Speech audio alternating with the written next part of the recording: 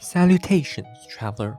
Have you ever wondered if the world in front of you is all a lie? That nothing you see is real? You have? Then welcome to Kaleidoscope.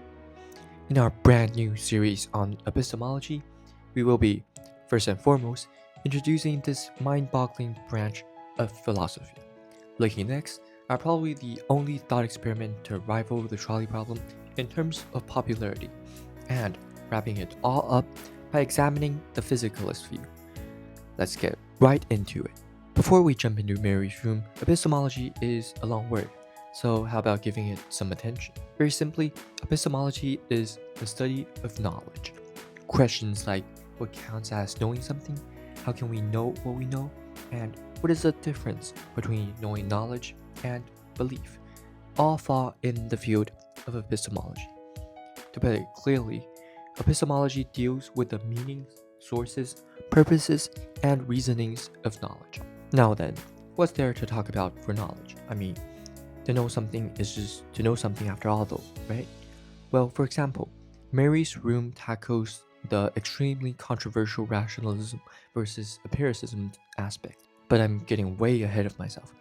To begin with, let's first go through what Mary's room is exactly. Mary's room, proposed by Australian philosopher Frank Jackson, is a thought experiment, much like the trolley problem.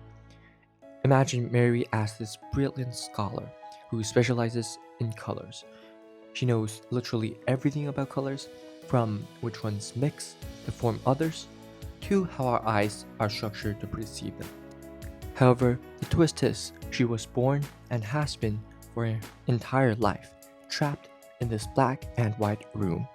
She's never seen color in her life, and everything that she knows comes from this thick, burly textbook. One day, though, she leaves this room seeing red for the first time ever. And here comes the question: does she learn anything new? But before we get into the yeses and nos, let's look at arguably the most important question about Mary's room, which is, why does this matter?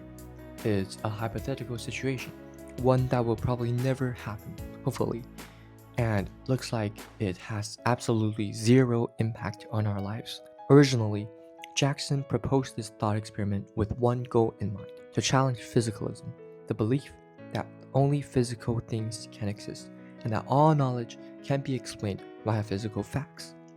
His point is very similar to, let's say, asking a physicalist to imagine something that is not based on something in real life.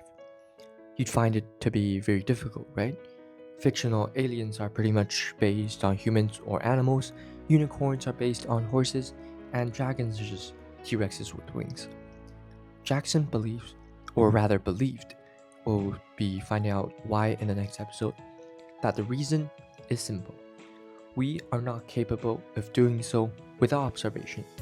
Just like how Mary wouldn't be able to fully know everything about colors before actually seeing them. Valid. What does the opposition have to offer? Thank you, Your Honor. Our names are David Lewis and Lawrence Amuro, and we'll be representing the defense. The core case that these two American philosophers had for physicalism was what is called the ability hypothesis argument, which claims that instead of Mary gaining new factual knowledge when she sees red for the first time, she gains a new ability: the ability to recognize, remember, and imagine colors. Try to think of it like riding a bicycle. You could read and learn everything about riding a bicycle, but that does not mean you can actually ride one. In fact, even after extensive explaining by parents, children still often fall first try. The Americans claimed experiencing color is a skill much like actually riding the bike, thereby refuting the argument that it is additional factual knowledge. Mary's room reminds us that knowledge isn't just about facts. Sometimes it's about experience and the skills we develop from it. In real life, this could mean that reading about something isn't always enough.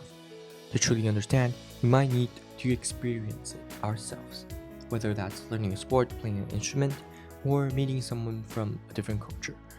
Knowledge is both head and heart, facts plus experience.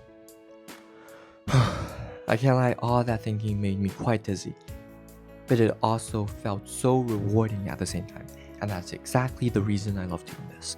If you feel the same, please let me know. Support me a little if you can. And as always, I'll see you in the next one. 안녕.